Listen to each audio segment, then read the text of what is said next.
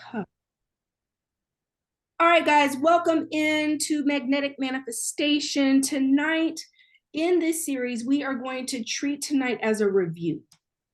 Catching up, review, Q&A, discussion. Holy Spirit, have your way. We got to slow it down for just a minute. I've been coming at you hot and heavy for weeks now, hitting you over the head with homework, processing, revelation, digging things up, self-analysis, self-reflection, emotional intelligence, soul therapy. We've been doing it, y'all. We've been doing the dang thing.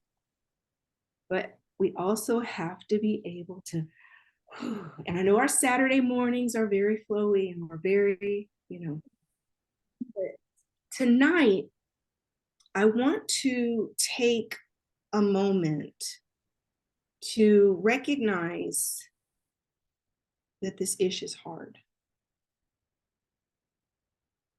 How many of you in the comments can say, Rebecca, I know we just started this class in the last however many weeks, and this has got me shoveling up some stuff that I don't think I was necessarily, I didn't know coming in that, okay, I want some magnetic manifestation and I'm ready to bring in, right? I'm ready to vibrate higher. I'm ready to draw in by law of attraction and I'm ready for my blessings, Rebecca. But how many of you in the comments can say these letters, this work, this digging, taking a really hard look at your upbringing, your parents, your exes this last few weeks, guys?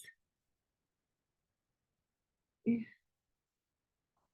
the comments, who can own that, yeah, Rebecca, this has been a lot. I didn't know I had so much. Ashley says the letters were definitely hard, but gave me so much clarity. Here's a nuance I'd like to touch on tonight. How many of you can say, Rebecca, I've known what my issues are, I have evidence of what my issues are. I've identified specific things in my life that I know I've experienced that are wounds. However, I didn't realize it had so many ramifications in my life. I didn't realize that it was so nuanced and that it was how I go about living my life, that it's in my day-to-day life of how I make decisions, my heart posture, my mindset, my emotions, how my outlook on the world, on life. Tonight, if you got some type of a deeper revelation, Michelle says, I've had to take breaks. Too triggering. Patricia says, I'm learning how to deal with trauma. Antoinette says, I felt like I was mentally and emotionally prepared. However, the tests keep coming. Just this weekend, my mother hurt my feelings so bad. I was so hurt, but I'm processing all of my feelings. Antoinette, you're not alone. You're not alone. Christina says, I love being this accountable, and this process is necessary for me to grow and be my best. Someone, iPhone says, draining. So you guys know I'm always processing too. I'm over here in my process. Some stuff came up for me over things that I thought I had let go, that I thought I was good, until I'm processing and like, wait a minute. That doesn't feel like ease and flow towards this person. It doesn't feel very peaceful towards this person. It feels very judgy. It feels like I'm carrying a grudge. Let me do some more work over here. Amy says, it is bringing peace to my soul. I am getting better. Monique says, I can say that by writing these letters and confronting those feelings, I felt much better, like a good cleaning out, right? Chrissy says, I have done healing letters before. I thought I was done. More came up that did not come up before. This past week, what I've been processing on, I had already done a bunch of healing work on this person before. Moniqua, Chrissy, I'd already done work on this person. I thought I'd already let her go. That's not the way healing works. It's not a one and done, right? Set it, forget it. There's more emotions. There's more layers to it. There's more layers to our brain and our mind and our emotions and the levels that we're. And here's another thing, guys. God allows the baby steps and the layers because that's what we can handle right now. It's what we can handle. We think that we're ready for one swoop of just healing, one swoop. We just want it to be done. But the truth is, our hearts, our minds, our souls, we didn't get here overnight. And God is patient. One of the things that's come up as a theme for me this past week is giving myself grace. I am so hard on myself as a leader, as a friend, as just in general. I am so hard on myself. And when I've hurt someone unintentionally, or when I feel like I've made a mistake on leadership levels, mistakes look like allowing the wrong people to get close to you, hiring the wrong people for jobs, right? Overlooking friendships that have expired, outgrowing situations and people, allowing loyalty to who can relate. And then you're ignoring red flags because you love them, but yet it can go on and on. Now there's more trouble down the road because you didn't heed the warnings when you were seeing them. Then you feel responsible because you know you're the leader in the situation. You should have been the one to nip it in the bud when you saw it in the beginning. Or maybe you were going through your own stuff and your judgment and awareness wasn't where it needed to be. And that's a whole nother layer of grace and forgiveness for yourself because you allowed the wrong man, the wrong person, the wrong whatever to get close to you during a season of your own healing and processing and vulnerability. Right? Alexis says, writing these letters brought sadness for how I allowed people to treat me. I feel like I let myself down. Yeah. But this is the process. We have to be able to take a hard look at ourselves, Alexis, so that we don't repeat the same patterns. We got to know where we got it wrong so that we can get it right. It's lessons. But if we don't learn the lessons, how are we going to change, right, guys? How are we going to change? Tonight,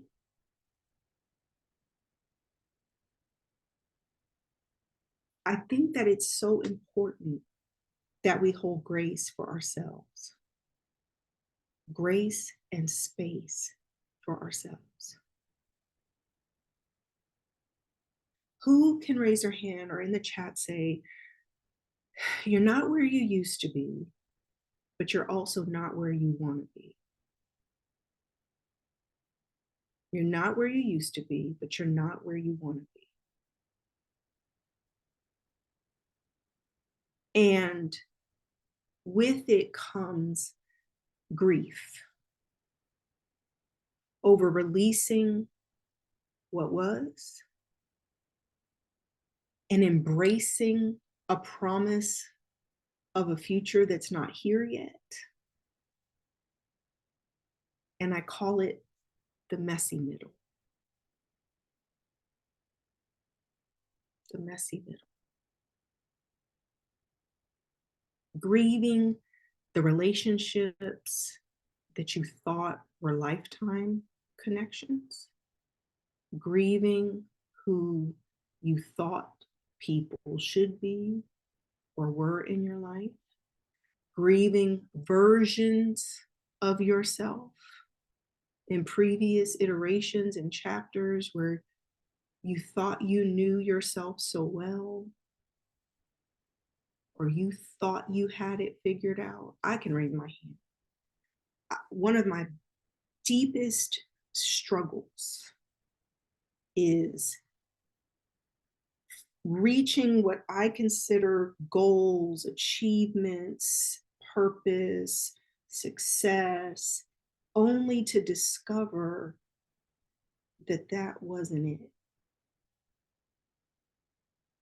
The disappointment, the frustration, the heartbreak of dead dreams. It was a dream. It was something that you knew that you knew that you knew, whether it's a relationship, a business, a job. We set our sights on things, guys. You think that this person is going to be this role in your life. You think that this career move or job is going to be the end all be all, that and now at this point in your life, you find yourself in this messy middle.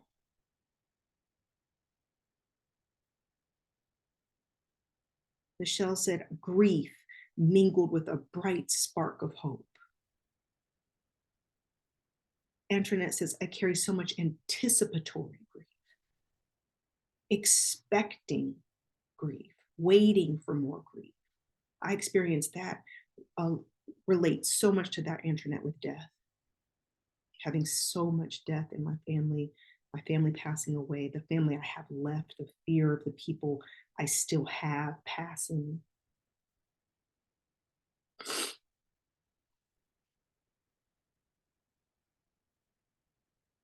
Patricia says, I did letters before and let all that trauma from my childhood go. I'm trying to forgive mess from my previous church, from my leader, emotionally abusive behavior. And Patricia, what I would say is, oftentimes we're thinking because we process something once or twice that it's done and you let it go.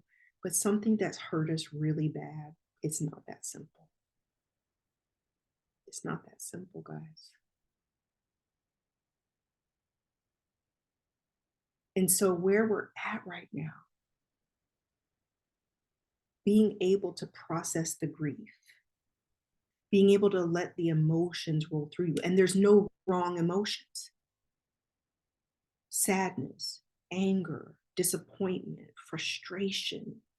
Some of you may turn it on yourselves, be angry at yourself, look at yourself and just kind of constantly judging and finding yourself guilty of the choices you made. No emotion is wrong, but the important part is to allow it to flow through us and not be stuck anymore. That's why we've got to be so clear about having these tools for writing letters, journaling, right? Grounding, meditation. So we feel our feelings.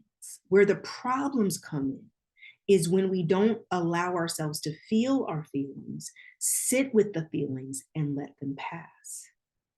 It's when we eat our feelings, drink our feelings, sex our feelings, work our feelings, right? Date our feelings. We do all kinds of stuff with those feelings, except let them process.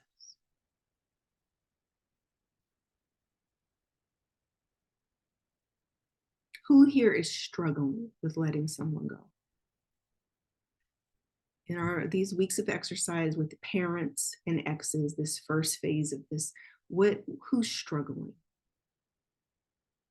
Who's struggling to forgive in the release ritual? Antoinette, you said you?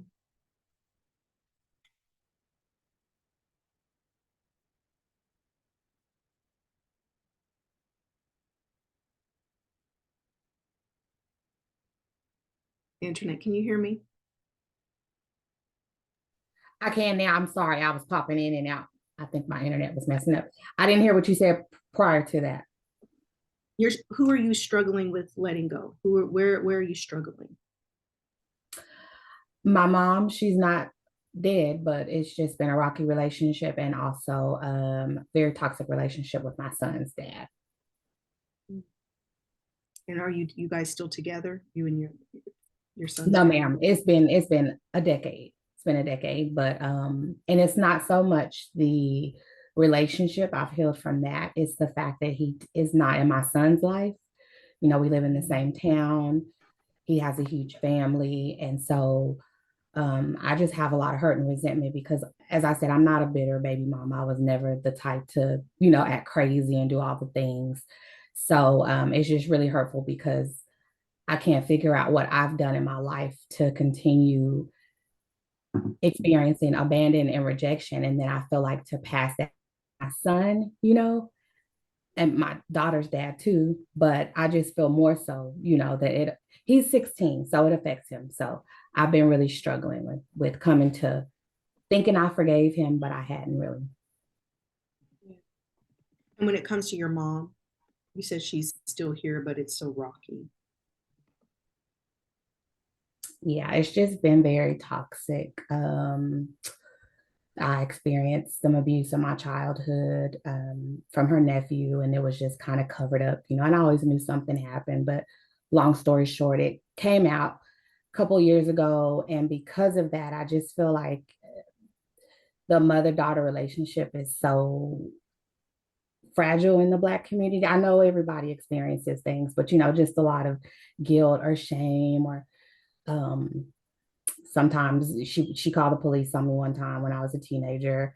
And it's just really not a healthy relationship. I feel codependent from my mom because I love her so much, but it's just not positive. Every time I go around, I can feel my energy shifting, and I start to take it out on my kids. And I can go from, like I said, I've done a lot of healing, but I feel myself want to revert back to who I was when I get around my mom. And I think she enjoys it. Hmm. Is she someone that kind of gloats when she's able to get to you, when she's able to upset you? She is, and I've came to the conclusion she did the best that she can do, to raise us and everything, but she was just really emotionally unavailable, and my mom is not willing to see a mirror. None of us are perfect. I've done things and been disrespectful at times, but it's just not a place where I feel like she wants to reflect, and I can't expect her to. So I'm okay with that. But it just seems like there's constantly um, triggers coming up, or arguments and fights. And I don't want it, but it's just like, it's not getting better. Antoinette, has anybody ever said to you that it's okay to not have a relationship with her at all? No, because I feel so much guilt for that. I feel like I can't abandon my mom or reject her, because I didn't have my father in my life. So I felt like, she still did what she could do, but I just can't see myself like not showing up for her. So, Well, I'll say that love, true love, doesn't hurt us intentionally. And sometimes people don't know how to love. And once we can truly accept that, Antoinette, your guilt will be relieved, because in reality, your mother's just a woman. She's just a woman. She's a human being. A lot of people have children who are not emotionally, mentally well enough to truly be having kids, which is what it sounds like you're sharing about your mom, Antoinette, is that, she's done her best But does that mean that she's capable of having a healthy relationship, a loving relationship with you, right? And I'm going to encourage you to invite God into this situation with your mother to untether you from her. Untether you. And you have to want it. I'm not saying to pray a prayer that you don't want. I'm not saying, you understand what I'm saying, sweetheart? I'm not saying, I'm saying when you're ready, when you're truly ready and you're truly fed up and decide that you're done with her hurting you and done with this toxic relationship, I would encourage you to give it to God and invite God into it. Yes, ma'am. I hear you and I understand. And I have got to really be intentional on that. One of my biggest fears, and it's been like ever since I was a little girl, to lose my mom and for her to die.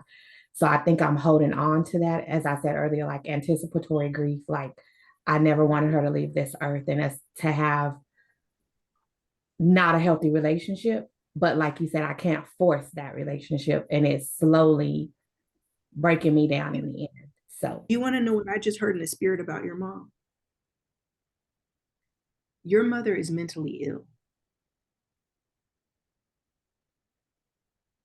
And I don't know that you've ever drilled down enough into accepting how mentally not well, how mentally unwell your mother is. Do you hear what I'm saying, sweetheart? And it's no different than if you had a mother who was an alcoholic or a crackhead, or it's difficult when someone isn't strung out on crack on the corner and they're on drugs and it's obvious they're on drugs. Mental illness doesn't have those obvious signs. And so you're looking at her, wanting her to change, wanting her to be a good mother, wanting her to be able to heal this, be a better mother to you, to want to have a healthy relationship. But there's mental illness, mental damage there that I think you've diminished or you've downplayed, you know what I mean? Even in your own mind of how you think about her. Do you understand what I'm saying?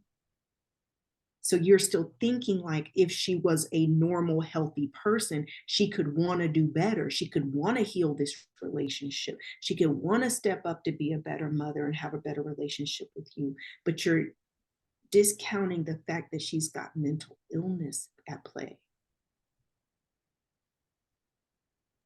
Everything you're, say that again.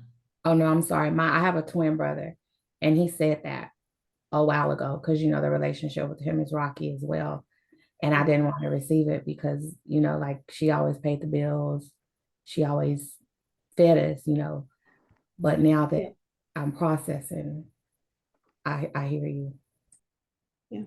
Your mother has been through hell and it's taken a toll on her mental well-being. And I think you are having expectations of her she's never going to meet, internet.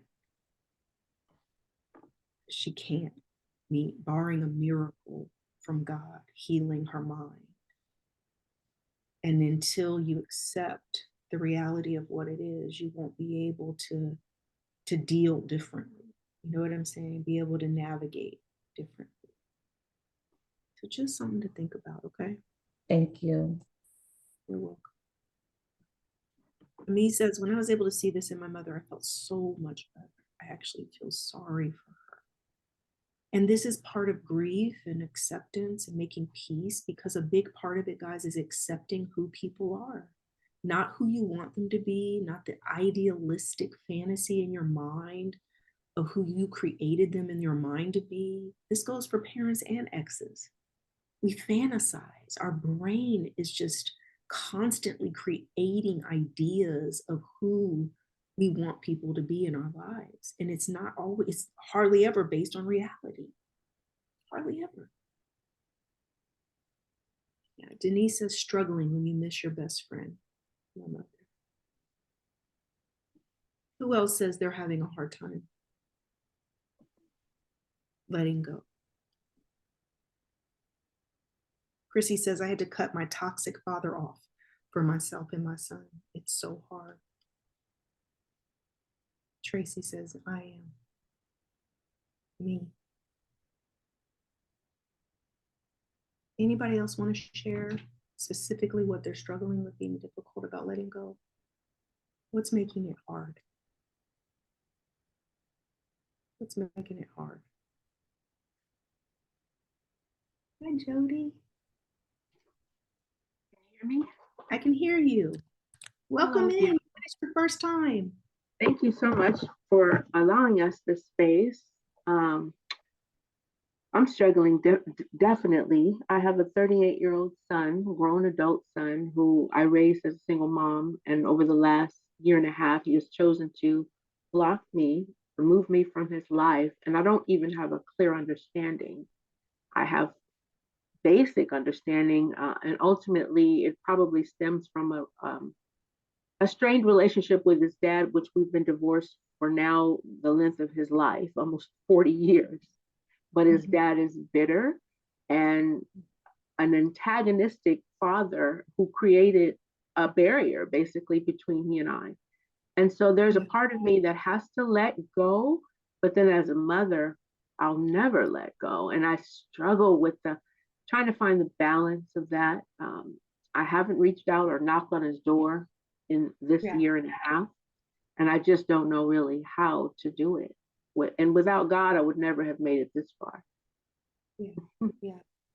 So one of the most powerful things we can do, I have 3 adult sons as well, Jody. My oldest son has been the most tumultuous, rocky relationship out of my children. He's my oldest. I had him when I was 18. So I was a kid. And so much bitterness, so much resentment. His younger brothers, I was married to his father very young. We were kids. I don't know, for those of y'all raised in a church, you didn't date, you got married. Okay. Like there was no dating. Okay. I got married young and got divorced. I married my second husband, had 2 more children. And then, of course, as I got older, Jody, I came into my money, honey, right? Like things went up, and my oldest son was in the mud with me, right? My oldest son was in the trenches with me, single mother, divorce, struggling. So he saw it all, it was right there. And but my younger boys, they're driving BMWs to high school, Jody, and living, in luxury. The life. The life. And my oldest son just feeling like it's so unfair. And then being a young man, not able to express that without that sounding weak or brattish, or jealous, having a hard time being able to even express those emotions. And we went through like he would understand the most. He saw you struggling. But I don't understand. And he's a beast.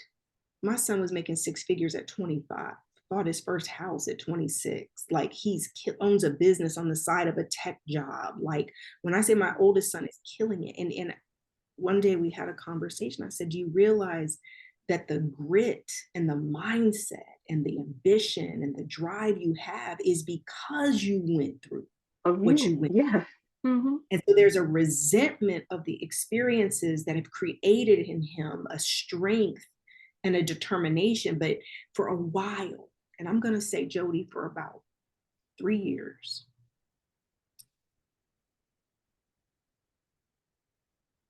and I couldn't sleep at night. And I couldn't, he's not talking to me, and he's blaming me, and he's arguing, and then in the transition of him being an adult, I'm still like, who do you think you're talking to? Like I'm struggling to, make that transition because he was my oldest, so I had to learn how to parent, love him as an adult, yes, and be friends, not be mom. That next chapter in raising kids, and but nothing like our kids. It just breaks your heart. And I couldn't understand how he could be so judgmental of me. It got so bad. He couldn't be happy for me. He was, talk about like a dog. It came back around that he was talking about me so bad. Wow. And it was like, heartbreaking. God. Angry. I was hurt. It was like, but you know how I feel. Also spoiled. He was still spoiled rotten. Entitled, yes. Entitled. Because everything I was making up for it, furnished his whole brand new house. Everything in his house came from me. Furniture, everything for his, was just out of guilt, out of, feeling like I'm trying to make up for lost time. And then I had to cut that ish out because that ain't of God, right? All the guilt over what, right? Anyway, I did the best I could do. And Jody, I finally gave him to God. What did that look like? So in our release ritual, and I know you said this is your first day in class. So you've got to go back to our whole series, and there's a release ritual where you're going to write a letter to him and express. I don't want to let him go. What about the fact that I don't want to let him? Okay, hold on though. We're going to let him go so God can work on him. See, what we don't understand about holding on to people, and I've said this for years, our anointing, our power as children of God is that our connection and our love is like a covering for people. I know the way I love is like a covering over people. And inside of that covering, you're also blocking, oftentimes, God dealing with somebody. Because our love is so powerful, we're blocking them reaping, we're protecting them from reaping what they're sowing and learning their own lessons. And especially as mothers, we are covering our children in such a way that they don't deal with the consequences of their own choices and their own situations. And it's only when we remove ourselves, Jody, take a step back. God, deal with him. I give him to you. I lay him at your feet. So the release ritual, you're going to give your son, after you write a healing letter, you're going to go back through the classes, okay? Do your healing letter, and then you're going to go through the release ritual. And this is how you get your son back. Keep that in mind, Jody. As you're giving him away, this is how you get your son back.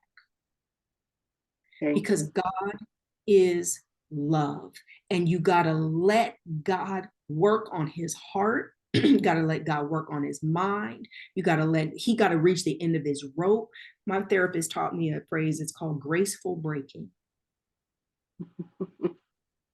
Because he's over there resentful, judging you, resenting you, right?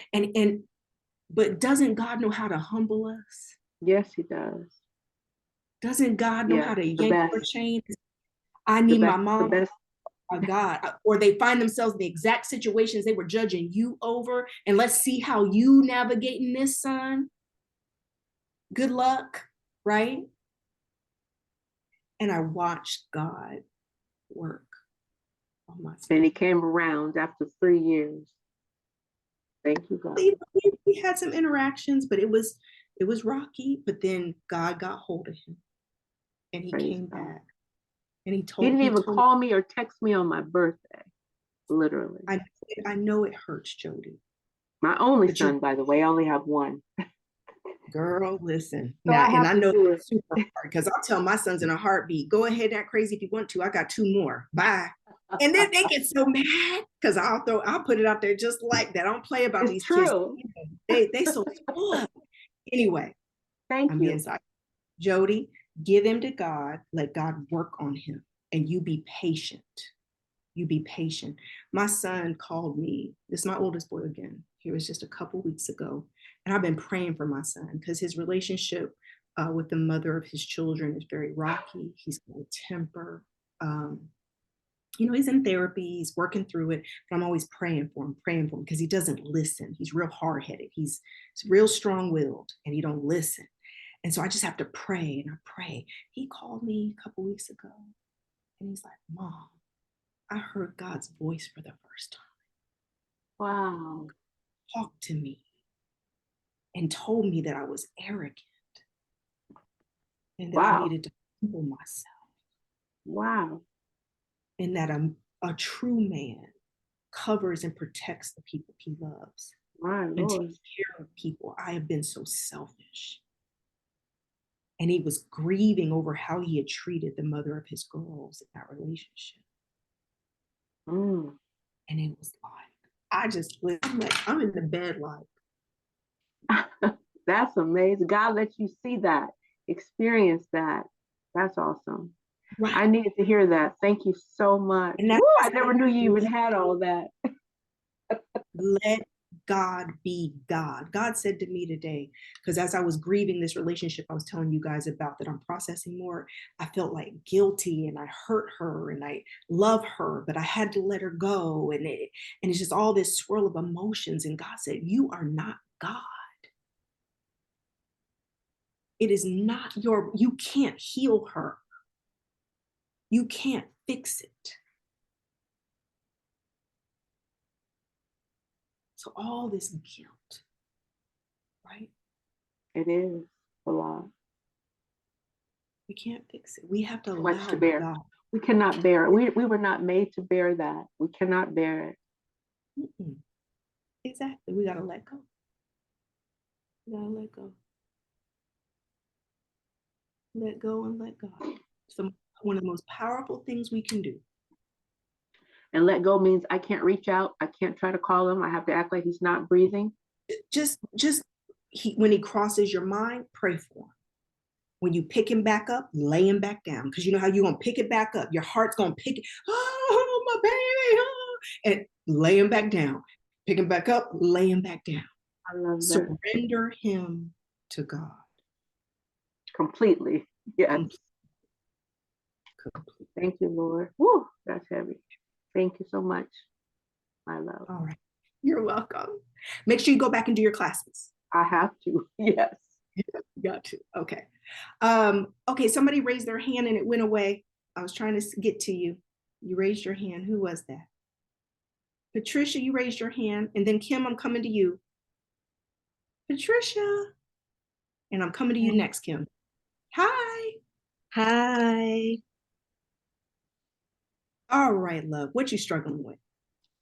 I don't have any hurt from my parents because I had a good mother that raised me, my dad, everything. But the letters I had before, I got through that because I went to counseling and stuff like that. So I was able to write those letters and get away for the trauma from my childhood.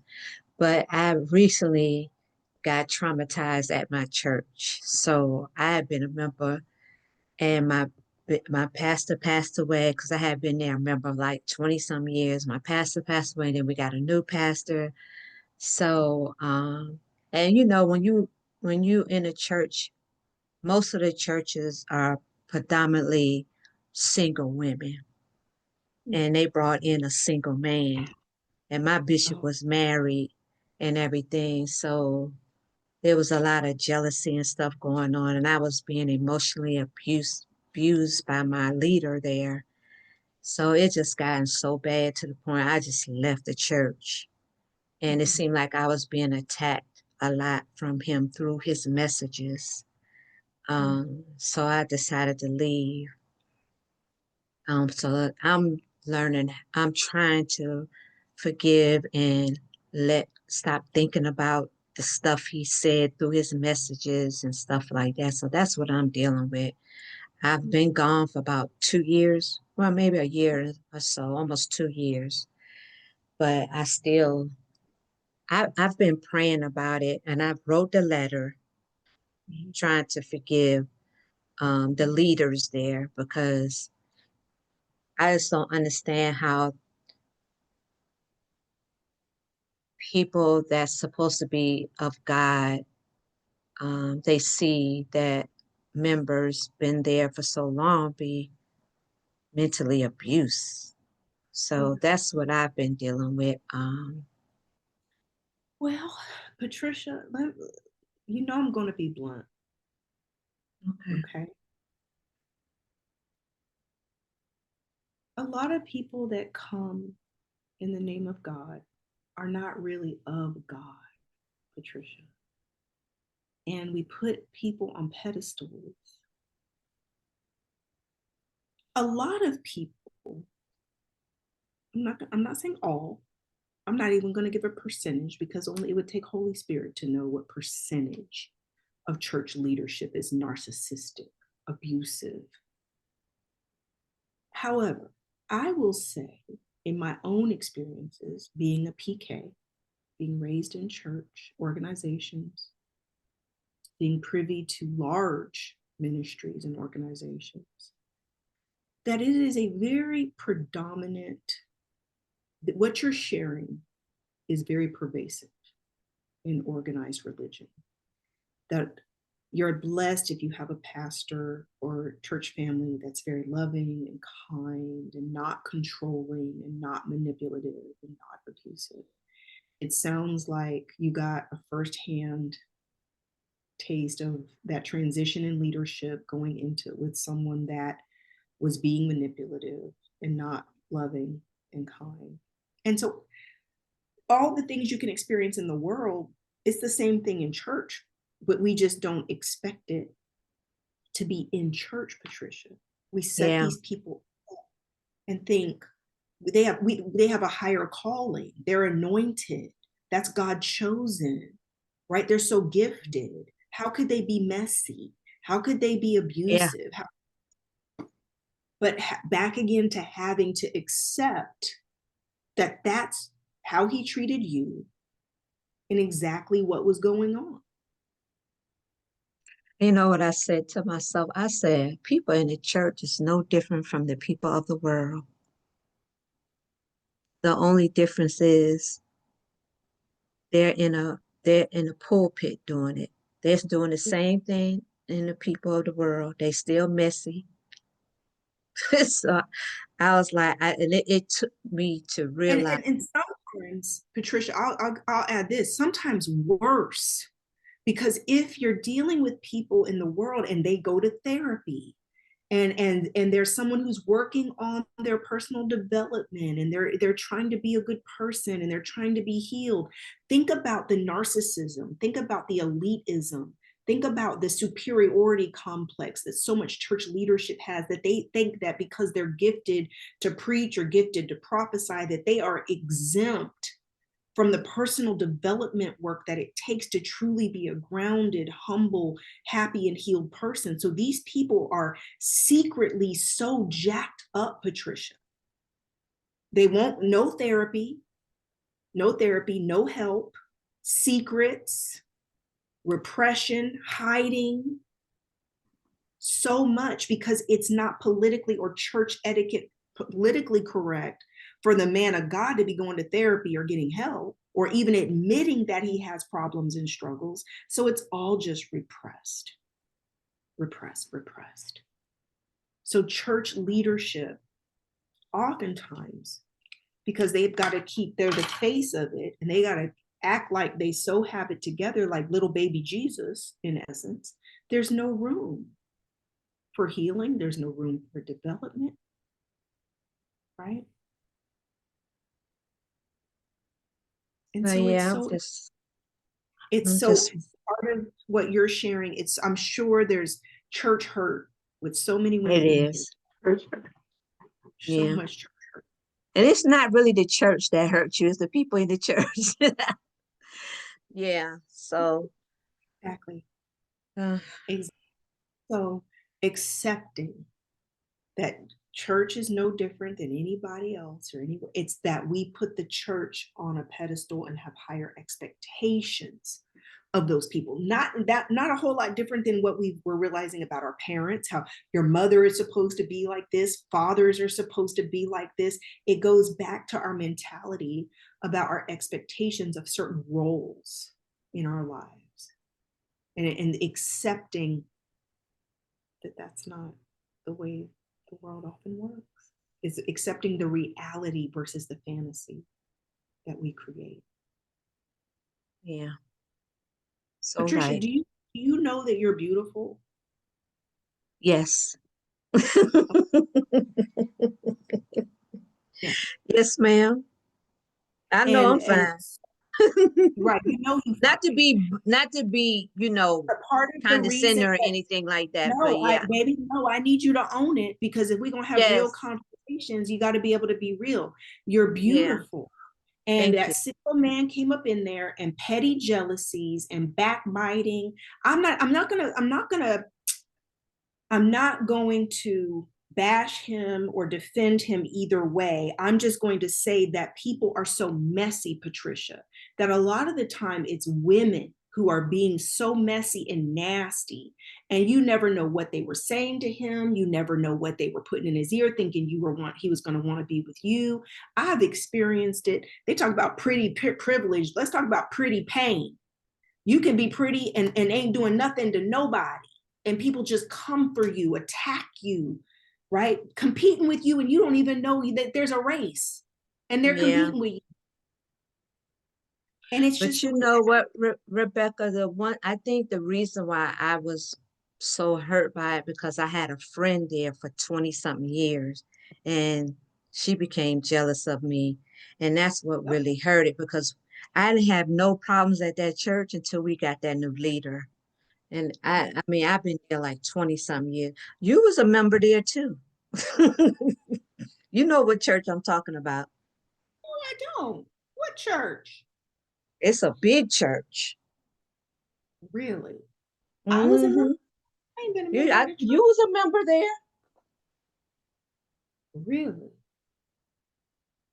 Ooh, what church you talking about, girl? I ain't been It's a in member. Georgia. Our leader Really? passed away a couple years ago. Really? Known all over the world. Oh my You goodness. know who I'm talking about. Yes, I know who you're talking about. Yeah. Girl, let's see, this is why I don't stick with me. I have to start my own ministries, guys. I don't fit in I nowhere. I know. can't nowhere. But They have I'm problems grateful. I'm grateful on site. that you started this to help us women um, deal with all of this healing, that because we're a lot of women are just carrying on so much, and we put up a front, and we put on a front that we okay in life, and we're not. We're bleeding inside. We're hurting, and we need to get healed, because we're not going to be good for anybody or anyone, and God is not going to send us who He has for us until we get healed. So Yeah, I just want to say to you, thank you so much, because this has helped me a lot, because I know who God has for me. He has an awesome, awesome man of God for me. And I'm excited. And I just told God, just work on the inside of me, yeah, so I yeah, can be an awesome woman of God. Because I have a call on my life. I don't have time to be playing games. So that part. I just want to say thank you so much for these You're, 3 classes. And you're I try to welcome. sew as much as I can, but Thank you thank so you much. so much. I'm so grateful. Thank you for sharing too, Patricia. Thank you so much, honey. You're welcome. Okay, I'm coming to Kim. Kim, there you are. Hey, love. Hi.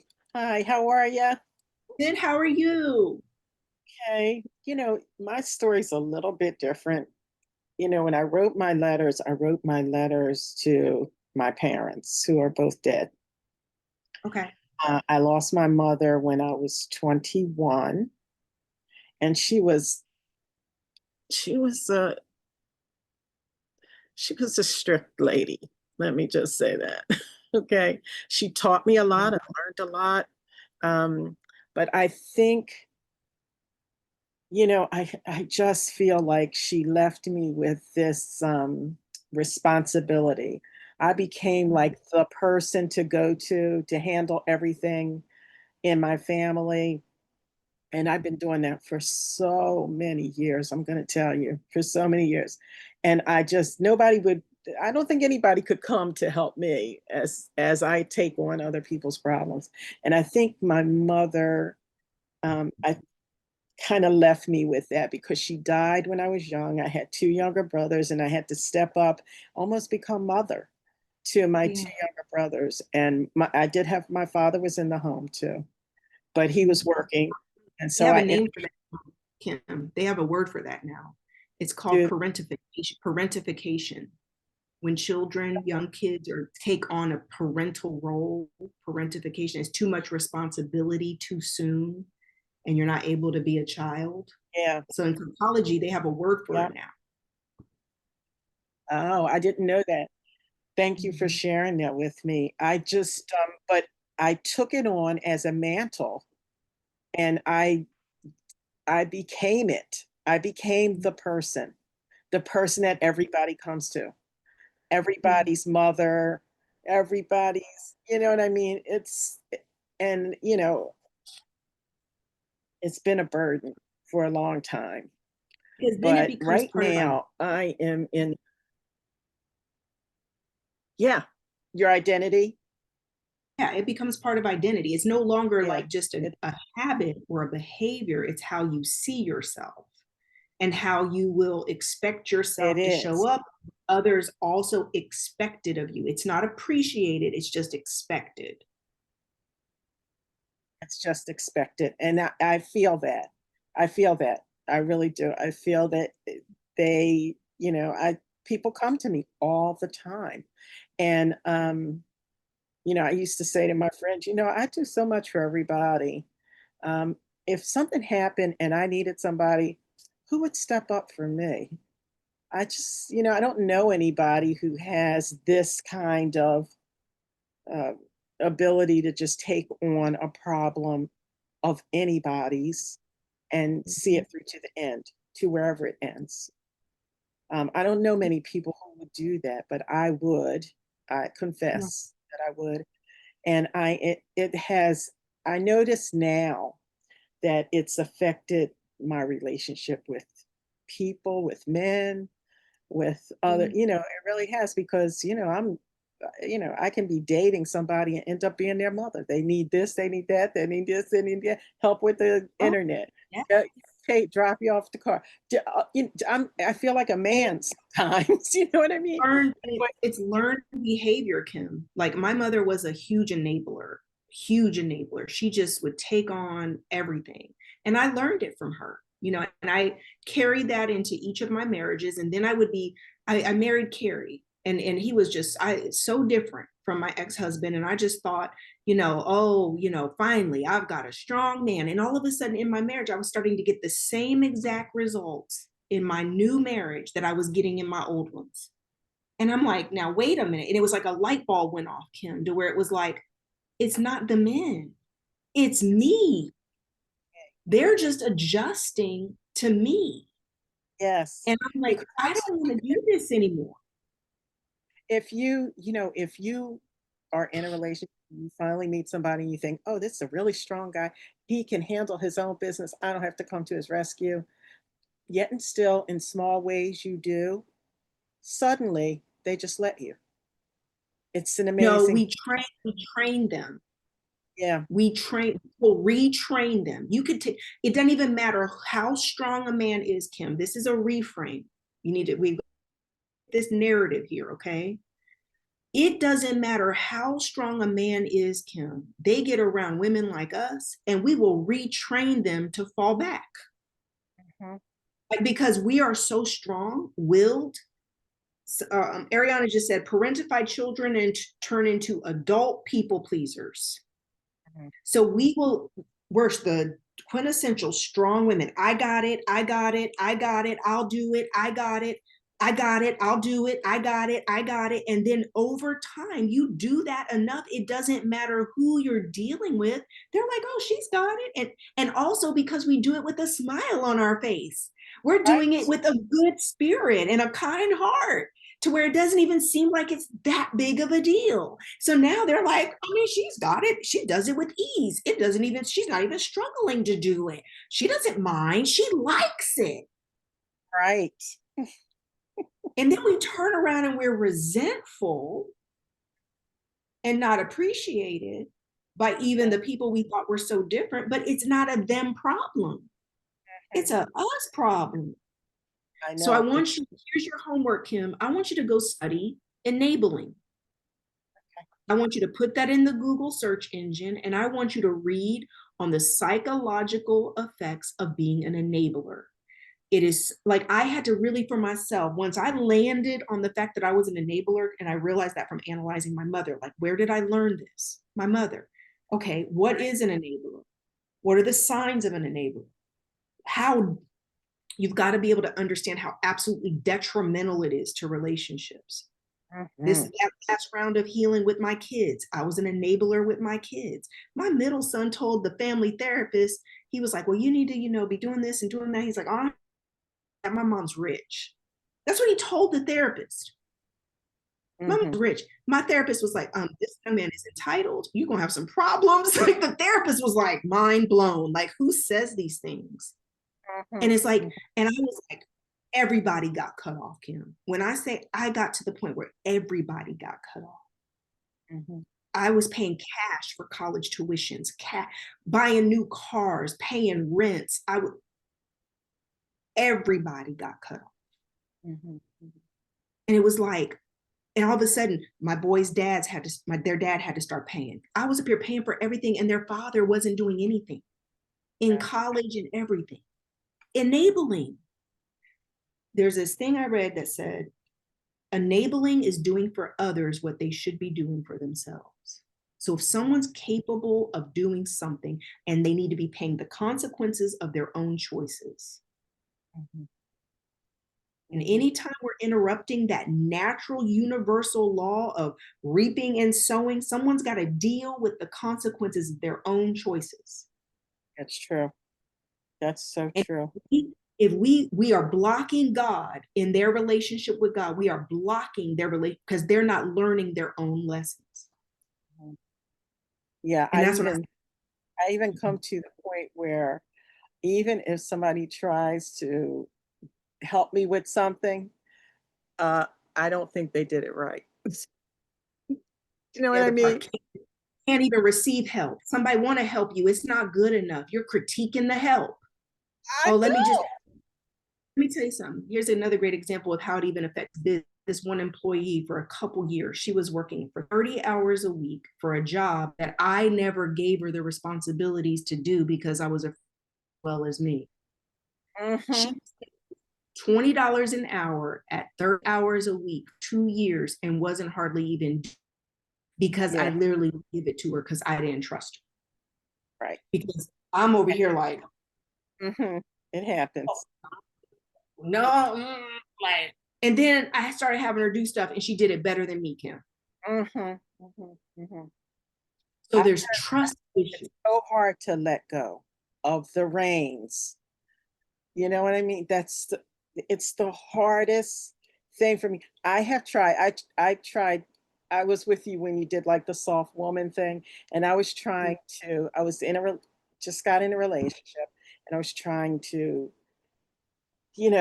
trying to let go of a lot of things that I normally do. But can I just tell you, it's so much a part of me that sometimes I'm doing it and I don't even know that I'm doing it until suddenly I realize I'm doing it again. Do you know what I mean? But I think it's because it's going to have to be something that you absolutely know you want to change. Yeah, it is. It can't. So that's why I said go study enabling to understand how detrimental it is, not just for your life, but to the people you're doing it to as well. Now, all my boys pay all their own bills. They're all standing on their own 2 feet. They all being grown, got their own apartments, their own houses. I ain't paying nobody's bills. Nobody's still sucking on my titty. Like you know what I'm saying? Like they still a baby. Like, no, I mean, and for the first time in my life, Kim, I'm free. I'm free. You know what I'm saying? Like all my kids are grown. I can do what I want to do. And it even changed my relationship in my marriage with my husband to where being able to fall back and be support, be a partner, but not the one having to handle everything. Because I was exhausted. I know. And it will also age you and put you in an early grave. Real talk. So it's going to have to start with you Mhm. wanting it to change. You can't keep saying it's a part of who you are. You're going to have to separate it from yourself and say, this is learned behavior. If I learned it, I can unlearn it. I received that. I Amen. I am trying so hard to change that part of me. It's so hard though. So hard. Well, I would say Oh, it's going to take a miracle. So you're going to have to invite God in. I am going to read You're gonna- that. Enabling. I would have never used that term for it. You know what I mean? I Yeah, would have Shane just is a therapist, guys. She says there's a very thin line between helping and enabling. On the surface, enabling looks like help or assistance. Beneath the surface, it creates codependency and dependency. And that's honestly the faulty psychology behind enabling is we're thinking subconsciously, if we help people, they're going to love us. They're going right, to appreciate us. So we right. over help. That's the psychology deep under there. And it's not true. It doesn't. Yeah.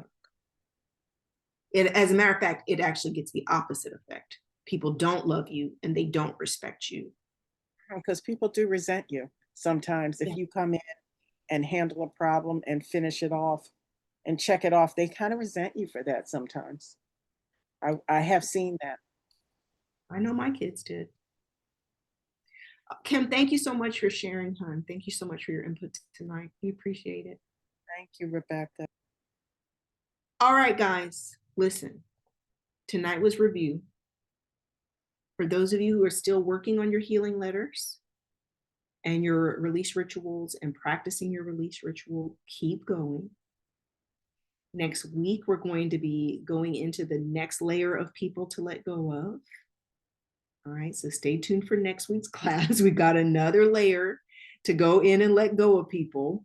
So stay tuned for next week. But in the meantime, we're releasing, we're grounding, we're forgiving, we're letting go, we're feeling our emotions and letting them process.